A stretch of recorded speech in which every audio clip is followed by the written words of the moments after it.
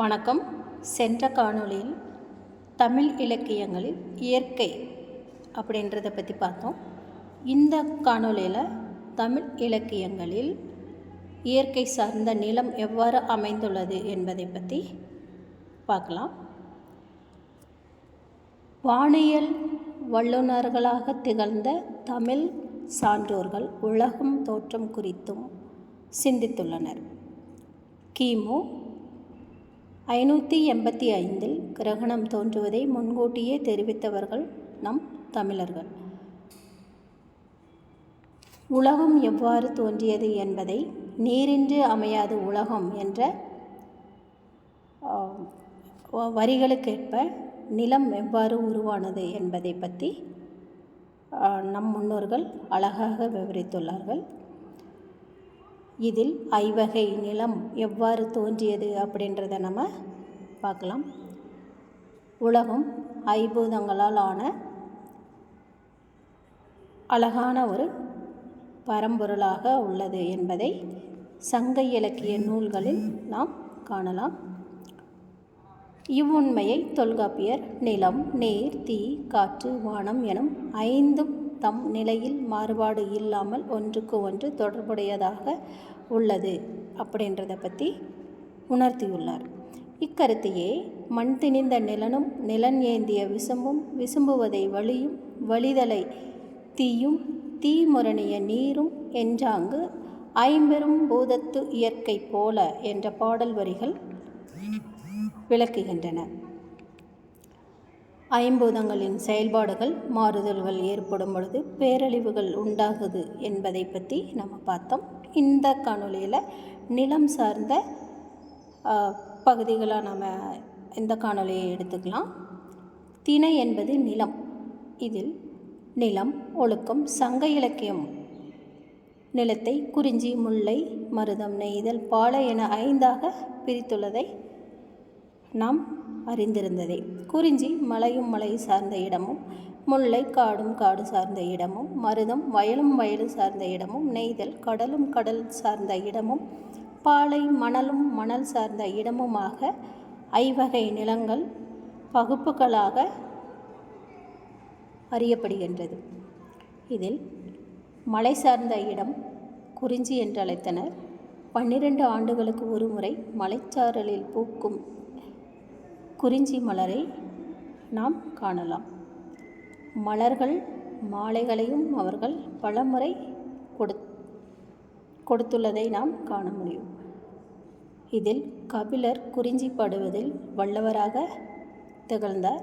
இம்மலர் குவியலை கபிலர் குறிஞ்சி பாட்டில் 34 அடிகளில் உரைத்தமையால் கபிலர் இயற்கை வர்ணிப்பதில் வல்லவராக திகழ்கின்றார் என்பதை நாம் பாடல்கள் மூலம் தெரிந்து கொள்ளலாம். போரின் வெவ்வேறு பிரிவுகளுக்கும் வெவ்வேறு அடையாள பூக்களை கையாண்டனர் தமிழர்கள். முல்லை மலர், காந்தல் மலர், கொன்றை மலர் பற்றிய பாடல்கள் இன்பம் தருகின்றன. முல்லை சார்ந்த கற்பினல் என்றும் முல்லை நாரும் கற்பினல் என்றும் கூறும்பொழுது முல்லை மலர் கற்பிற்கு அடையாளமாக மலராக அமைந்ததை அறிய முடிகின்றது. முல்லை மலரை புறநானூறு இளையோர் சூடார் வளையோர் கொய்யார் நல்லியால் மறுப்பின் மெல்ல வாங்கி பாணன் சூடார் பாடினி அணியால் ஆண்மை தோன்ற ஆடவர் கடங்க பல்வேறு சாத்தன் மாய்ந்த பின்னரை முல்லையும் பூத்தியோ ஒல்லையூர் நாட்டோ என்று குறிப்பிடுகின்றது. தமிழர்களின் மறுமலர்ச்சி காலத்திலும் இவ்வியற்கை ஈடுபாடு குறையவில்லை. வேதநாயகம் பிள்ளை அவர்கள் இயற்கையையும் இறைவனையும் இணைத்து பாடியுள்ளார்.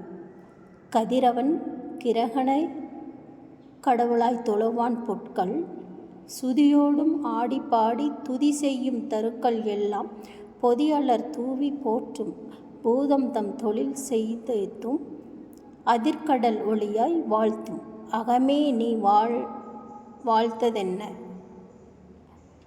வாழ்த்தாதென்ன அப்படின்ற பாடல் வரிகள் மூலம் இயற்கை ஈடுபாட்டை தெளிவாக குறிப்பிடுகின்றார் வேதநாயகம் பிள்ளை. குறிஞ்சி நிலத்தில் நீர் உயிரினங்கள் அனைத்திற்கும் உரிய காலத்தில் மழை பொழிந்து உலகை வளப்படுத்துவதால் மழைநீர் அமிர்தம் என கருதப்படுகின்றது. வானின்று உலகம் வழங்கி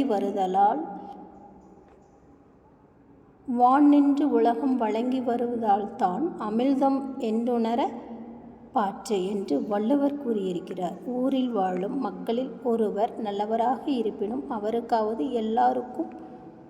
அவருக்காக எல்லோருக்கும் மழை பொழியும் என்ற உயர்ந்த கருத்தை தொல் உலகில் நல்லார் ஒருவர் உளரேல் அவர் பொருட்டு எல்லோருக்கும் மழை பொழியும் என்று ஔவையார் மூதுரையில் தெளிவாக அழகாக விளக்கியுள்ளதை நாம் காணலாம். மழை பெய்தால் பயிர்கள் செழிக்கும் என்பதை குழந்தை கவிஞர் மழையே மழையே வருவாயே வளரும் பயிரை தருவாயோ என்று கூறியிருக்கிறார். வெள்ளி எனும் கோள்கள் வடக்கு திசையில் நின்றால் நாட்டில் நல்ல மழை பொழியும். வெள்ளி மீன் திசை திரிந்து தெற்கில் நின்றால் மழை பெய்வது நிற்கும், வறட்சியும் அவ்வாறு தான் பொய்க்காத காவிரியாறு தமிழ்நாட்டை வளப்படுத்தியது. காவிரியாற்றை பட்டினைப்பாலை பாடல்களில் வசையில் புகழ்ந்து வயங்கு வெண்மின் திசை திரிந்து தெற்கு ஏகினும் தற்பாடிய தளி உணவின் புல் தேம்ப புயல் மாறி வான் பொய்யினும் தான் பொய்யா மலைத்தலைய கடற்காவிரி புனல் பறந்து பொன் குளிக்கும் எனும் பகுதி குறிப்பிடுகின்றது. இவ்வாறு மலைகளையும் ஆறுகளையும் நிலங்களையும் இயற்கை சார்ந்து நம் முன்னோர்கள் அழகாக விவரித்துள்ளமையை நாம் காணலாம்.